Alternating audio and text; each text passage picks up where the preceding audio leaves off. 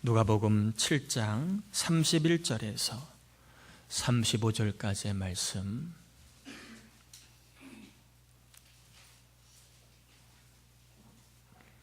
우리 한 절씩 교독해서 말씀 받겠습니다.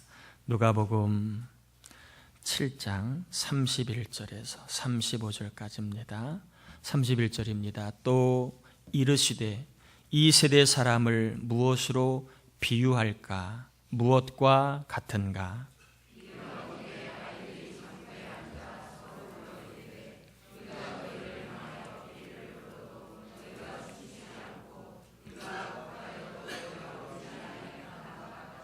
세례 요한이 와서 떡도 먹지 아니하며 포도주도 마시지 아니하며 너희 말이 귀신이 들렸다 하더니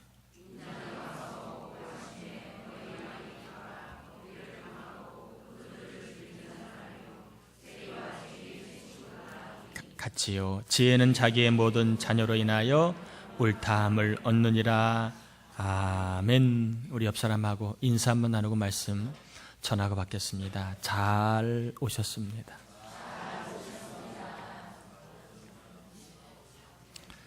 네, 오늘은 친구가 되는 즐거움이라고 하는 제목으로 말씀을 좀 전하겠습니다. 예수님이 복음을 전하는데 복음을 받아들이지 않는 바리새인과 율법 교사들의 완악함을 빗대어 32절의 비유를 드십니다. 32절의 비유는 바리새인들의 그 영적인 완악함을 빗대어 드는 비유입니다. 한번 제가 다시 한번 읽어보겠습니다. 비유하건대 아이들이 장터에 앉아 서로 불러 이르되 우리가 너희를 향하여 피리를 불어도 너희가 춤추지 않고 우리가 곡하여도 너희가 울지 아니하였다 함과 같도다. 32절의 말씀은 당시의 어린아이들이 장터에서 놀고 있는 홀레놀이와 결혼놀이와 장례놀이를 빗대어하고 있는 이야기입니다. 장터에서 아이들이 결혼놀이를 합니다. 홀레놀이를 합니다. 애들이 모여있을 때 각자 역할을 부여합니다. 너는 신랑에, 너는 신부에, 너는 뭐해, 너는 춤춰. 역할을 다 부여하고 이제 놀이가 시작이 됩니다. 그런데 누가 그 놀이에 자기 역할을 감당하지 않습니까? 피리를 불면 춤을 추어야 될 아이가 피리를 불었는데 춤을 추지 않는 거예요. 그러니까 놀이가 깨졌겠지요. 왜 너 안 해? 그러니까 하지 말자. 놀이가 이제 깨졌습니다. 또 심심하니까 이제는 장례 놀이를 합니다. 똑같이 장례 흉내를 내는 놀이입니다. 지난번에 홀레 문화 때, 결혼 놀이 때 춤을 추지 않는 사람에게 너 이번에는 그러면 춤추기 싫으면 울어. 너는 딱 이 놀이가 시작이 되면 큐 하면 울어야 돼. 우는 역할을 부여합니다. 그래서 이제 이 장례 놀이가 시작이 돼서 막 울어야 되는데 얘가 또 울지를 않는 거예요. 그러니까 또 속된 말로 판이 깨진 거예요. 그러니까 아이들이 뭐라 하겠습니까? 너 때문에 우리가 재미없잖아. 너 다시는 안 놀아.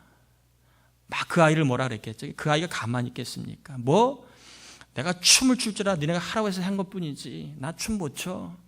나 울 줄 몰라. 니네가 시키니까 내가 억지로 한 거잖아. 다른 거 시키면 잘할 수 있는데 서로가 너 때문에 놀이가 재미없다고 막 비난하고 있는 상황입니다. 이 비유는 서로를 비난하고 있는 상황을 비유로 든 것입니다. 그러니까 뭘 비유로 든다고요? 바리새인과 율법 교사들이 예수님 때문에, 세례 요한 때문에 자기들 인생이 잘못됐다는 거예요. 세례 요한만 없었다면 우리의 인생은 재밌게 놀 수 있는데 누가? 세례 요한이 끼어드는 바람에 우리의 인생의 여운이 깨졌다는 거예요. 더 나아가 예수님이라고 하는 새로운 사람이 나오면서 우리는 완전히 인생 재미가 없어지게 되었다. 지금 세례 요한을 비난하고 예수님을 비난하고 있는 이야기가 오늘 32절부터 34절까지 이야기입니다. 그러면 33절에 한번 보세요. 33절에 세례 요한을 어떻게 비난하고 있나 여러분 한번 잘 보시기 바랍니다. 같이 한번 읽어봅니다. 세례 요한이 와서 떡도 먹지 아니하며 포도주도 마시지 아니하며 너희 말이 귀신이 들렸다 하더니, 지금 바리새인과 율법 교사들이 세례 요한을 뭐라고 비난합니까? 귀신 들렸다. 네가 이상한 짓을 하는 순간에 우리가 다 재미없어졌다는 거예요. 포도주를 마셔야 되는데 분위기 깨느냐 안 마시지. 먹어야 되는데 자기는 금식한다고 하죠. 그러니까 저 사람은 귀신 들린 사람이야. 제정신이 아니야. 세례 요한을 비난하고 있는 이야기입니다. 그리고 34절에 예수님을 비난을 합니다. 뭐라고 비난하는지 같이 한번 들어보겠습니다. 같이 한번 읽어보겠습니다. 인자는 와서 먹고 마심에 너희 말이 보라 먹기를 탐하고 포도주를 즐기는 사람이요 세리와 죄인의 친구로다 하니. 예수님을 비아냥거리고 공격하는 이야기입니다. 그리고 예수님을 정죄하는 이야기입니다. 예수님은 보통 죄가 있는 사람이 아니에요. 어떻게 죄인들과 어울릴 수 있어? 그러니까 예수님 뭔가 큰 잘못을 한 사람이 분명해. 이렇게 예수님을 비아냥거리고 정죄하고 있는 이야기입니다. 이러한 안티적인 정서가 강함에도 불구하고 예수님은 복음의 입장에서 자기를 공격하는 사람조차도 친구라고 말하고 있습니다. 자신을 비아냥거리는 사람조차도 친구라고 말하고 있습니다. 이 친구는요, 그냥 안면 있는 친구가 아니라 요즘 말로 이야기하면 좀 친한 사이를 말합니다. 절친까지는 아니지만 좀 친한 사이의 친구를 말합니다. 복음의 관점에서 사람을 보고 있는 것입니다. 복음이 아닌 인간의 감정으로, 기분으로 내 입맛에 따라 보면 분명히 안티고 적이고 내가 대항해야 될 사람들입니다. 그런데 우리 예수님은 복음의 관점에서 내가 욕을 먹고 내가 좀 비난을 받아도 그들은 나의 친구라고 말씀하고 있습니다. 저는 오늘 예배하는 저와 여러분에게 이 복음의 관점에서 우리가 세상 사람을 바라볼 수 있는 눈을 꼭 열어주실 바랍니다. 나와 무관한 사람, 때로는 나에게 손해가 나를 함부로 말하는 사람 일다 할지라도 예수님처럼 복음의 관점에서 저 사람은 나의 친구야 라고 말할 수 있는 새로운 지평이 열리기를 꼭 바랍니다. 예수님은요, 친구이기 때문에 친구들과 함께 먹고 마시는 교제하는 것은 자연스러운 것입니다. 친구 사이 어떻게 먹고 마시는 교제가 없겠습니까? 오늘 본문에 먹기를 탐하고 포도주를 즐겼다는 말을 여러분 오해하시면 절대 안 돼. 아전인수격으로 절대 해석하시면 안 됩니다. 이 말은 예수님이 포도주 자체를 즐겼다, 밥 자체를 식탐했다, 그런 의미가 아니라 그들과 친구가 되는 삶 자체를 뭐 했다고요? 즐겼다는 거예요. 꼭 오해하시지 말라고 제가 말씀드렸어요. 꼭 성경에 나와 있다고 적용하지 마시고 아무거나 갖다 적용하시면 안 돼요. 의미를 잘 여러분이 파악하셔야 합니다. 친구가 되는 삶 자체를 즐긴 것이지 도구 자체를 즐긴 게 아니에요. 친구가 되는 그 과정을 예수님 즐기신 것입니다. 같이 밥을 먹어줌으로 친구가 되어주는 삶을 즐겼고, 함께 마심으로 친구가 되는 삶을 즐겼고, 그리고 수다를 떨면서 마음을 헤아려주는 친구가 되는 삶을 즐겼고, 때로는 어려운 일이 있으면 기도함으로 말미암아 친구처럼 그러한 역할을 하는 것을 예수님은 즐기셨다, 이런 말입니다. 내가 돈을 버는 것도 즐겁지요. 그러나 남을 섬길 때 주어지는 즐거움은 비교할 수 없는 거예요. 내 자신이 성공하는 것도 즐겁지만 남을 성공하도록 돕는 즐거움은 비교할 수 없는 거예요. 나도 부족하지만 더 부족한 사람을 돕는 즐거움은 돈으로 절대 살 수 없는 즐거움입니다. 마음의 근심은 뼈를 마르게 한다고 성경은 분명히 이야기합니다. 그러나 마음의 즐거움은 양약이라고 잠언 17장 22절에 분명히 말씀하고 있습니다. 친구가 되어주면 마음이 즐거움을 경험합니다. 혼자 사는 사람은 절대 몰라요. 혼자 친구가 없이 살아가는 사람은 이 말의 의미가 뭔지 몰라요. 친구가 되어줄 때 마음이 얼마나 즐거운지. 여러분, 마음이 즐거우면 일을 잘해요. 마음이 즐겁지 않으면 일을 잘 못해요. 마음이 즐거우면 일을 잘하고, 일을 잘하면 결과가 좋게 되어 있습니다. 마음의 즐거움이 일의 태도에 영향을 미치고 일의 결과에 영향을 미칩니다. 혹시 여러분 직장생활 잘하고 싶은데 잘 안 되시나요? 한번 즐거움으로 일을 하나 여러분 한번 헤아려 보시길 바랍니다. 내 마음에는 즐거움으로 일하고 있는가? 본죽을 창업한, 요즘엔 보나예프라고 회사명을 바꿨지요. 본죽을 창업한 최복희 여자 대표, 부부인데 아내지요. 이 최복희 대표가 굉장히 신앙이 좋은 사람입니다. 남편이 사업을 실패하고 나서 어려움의 시기를 보낼 때에 스스로에게 다짐을 합니다. 내가 나중에 사업을 하면 꼭 평생 동안 나누는 인생이 되겠다. 나누는 인생이 되겠다. 이렇게 다짐을 합니다. 그리고 창업하고 1년쯤 지나자 이 최복희 대표가 쪽방촌 주민에게 그리고 노숙인에게 식사를 대접을 하게 됩니다. 이걸 시발점으로 해서 여러 가지 많은 선한 일을 하게 됩니다. 저는 그렇게 해서 복받았다라고 말하는 게 아닙니다.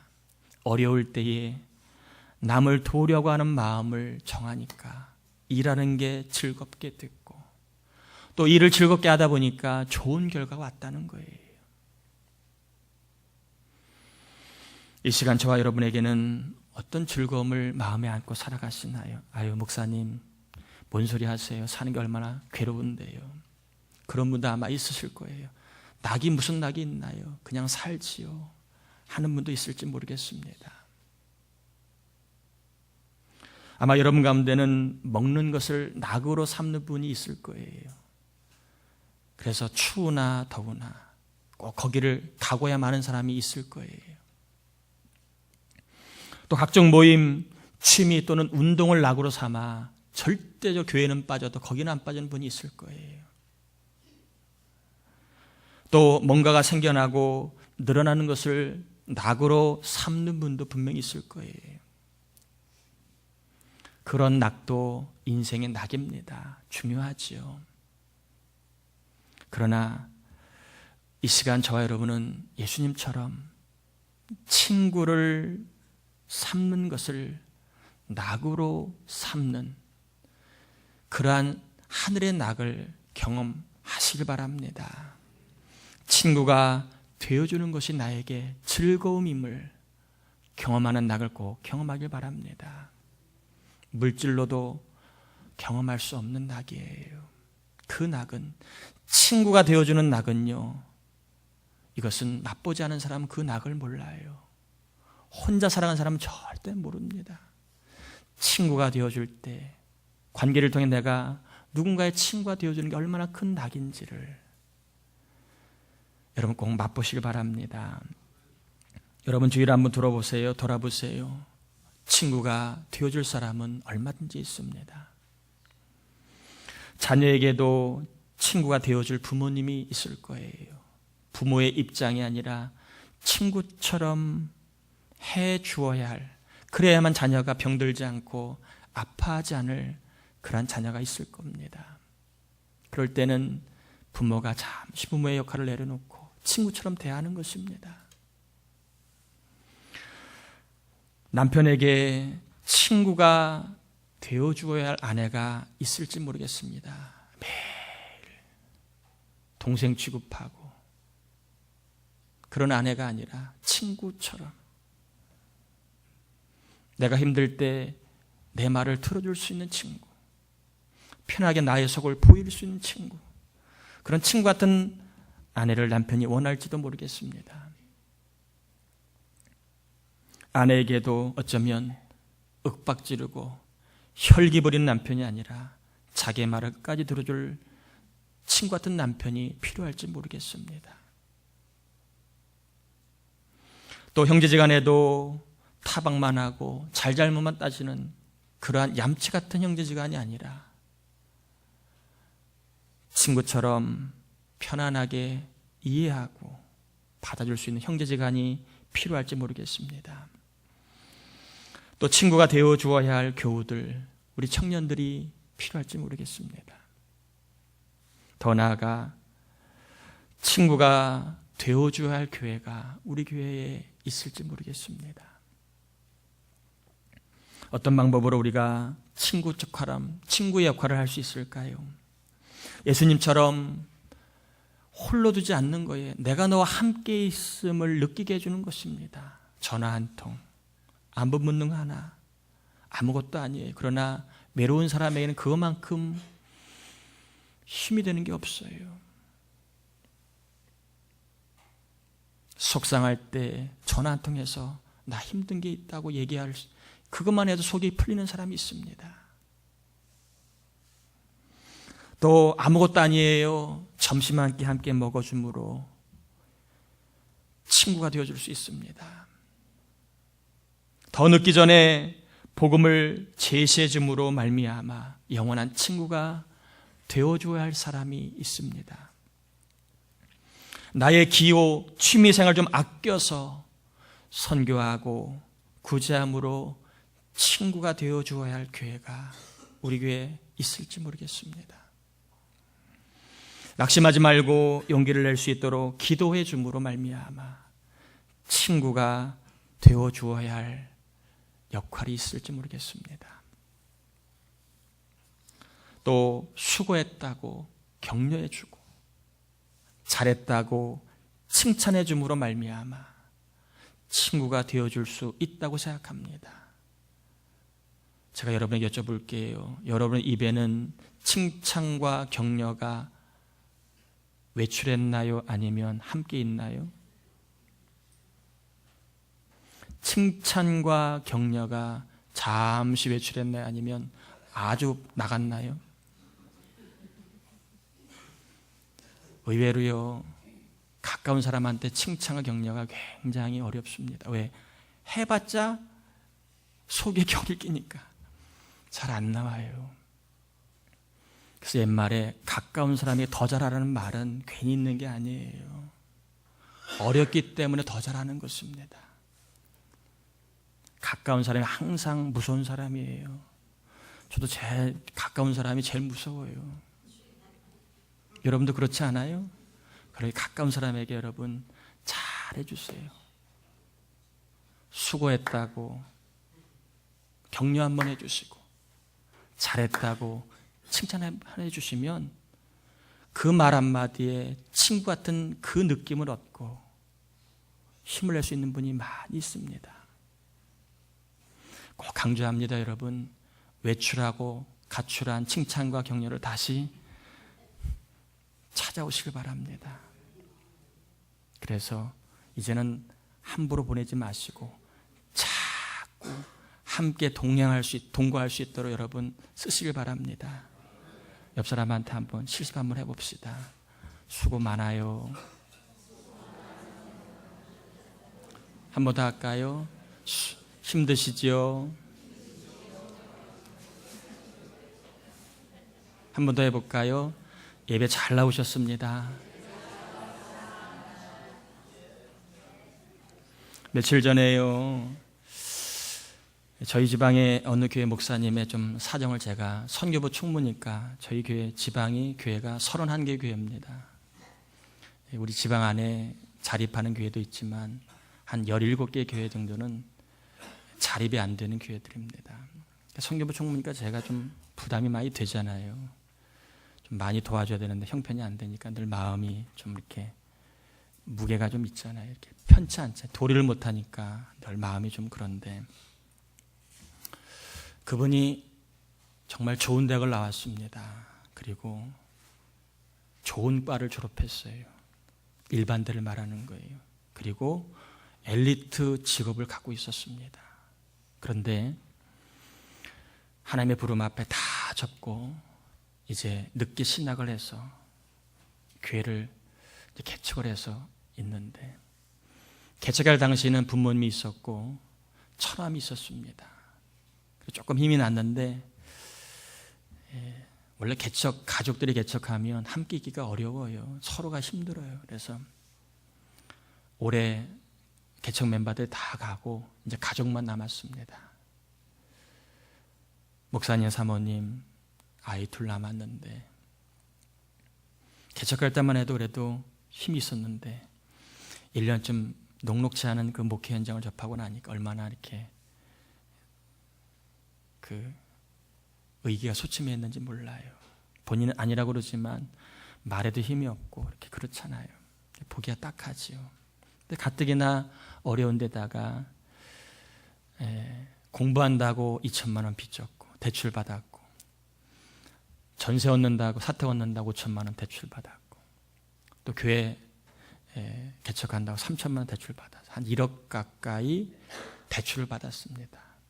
이제 올해부터 원금을 갚아야 되는데 교회는 없지.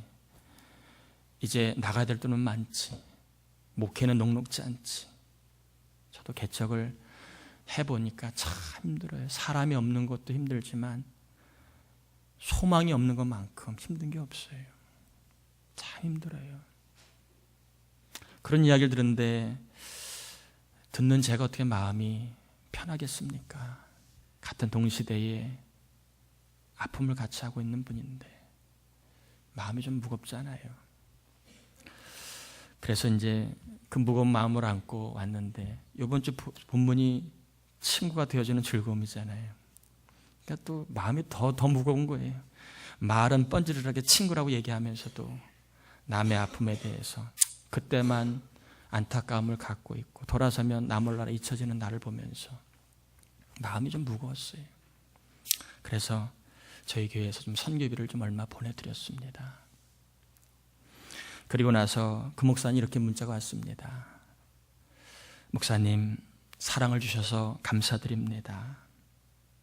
올 한 해 열심히 목회해서 받은 사랑, 더 어려운 교회와 영혼들에게 배로 나눌 수 있는 교회가 되도록 하겠습니다.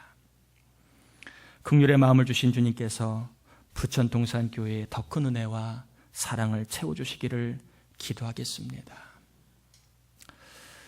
생존이 버거운 목회 현장에서 목사가 힘들다고 누구한테 말하겠어요? 성도한테 말하면 믿음 없는 목사라 하고 그렇다고 생색을 안 내면 누가 알아줍니까? 뻔질하는 목사는 힘들다고 말을 하는데 또 그렇지 않은 목사들은 이래지도 저러지도 못합니다.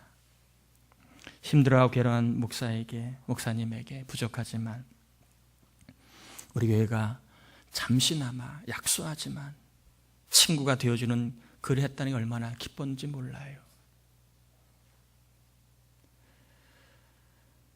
말씀을 좀 정리하려고 합니다. 여러분, 친구가 되어주는 삶의 기쁨을 꼭 경험하시길 바랍니다. 친구가 되어주는 삶의 즐거움. 친구가 되어주기 위해서는요, 성령의 도우심을 구해야 합니다.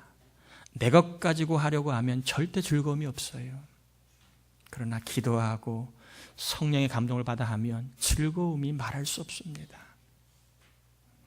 메마르고 서먹한 관계가 칭찬과 격려를 통해 친구가 되어준다면 마음의 벽, 원망의 벽, 미움의 벽, 편견의 벽이 허물어지고 관계가 회복되는 즐거움을 경험하실 줄 믿습니다.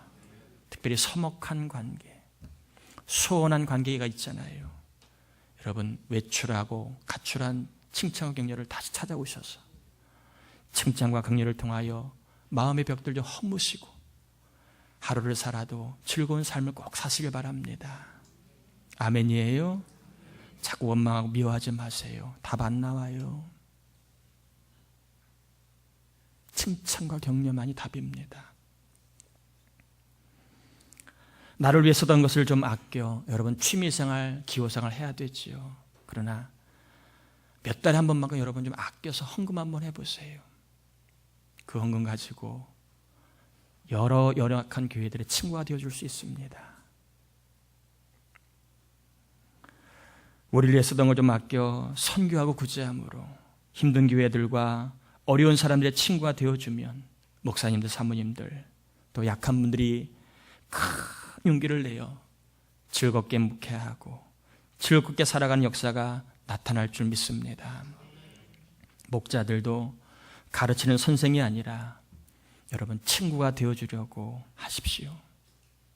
그러다 보면 그 목장 안에 영혼구원의 역사와 신앙이 성숙해지고 기도 응답의 역사가 일어날 줄 믿습니다. 힘들 때지만, 환경과 조건으로는 즐거움을 누리기가 힘든 때지만, 여러분 나누고 섬기는 친구가 되어주는 삶을 통하여 즐거움을 어려운 여건에서도 맛보시기를 주님의 이름으로 축원합니다. 우리 찬양 해가 집인 날이 1절만 하시고 기도하겠습니다.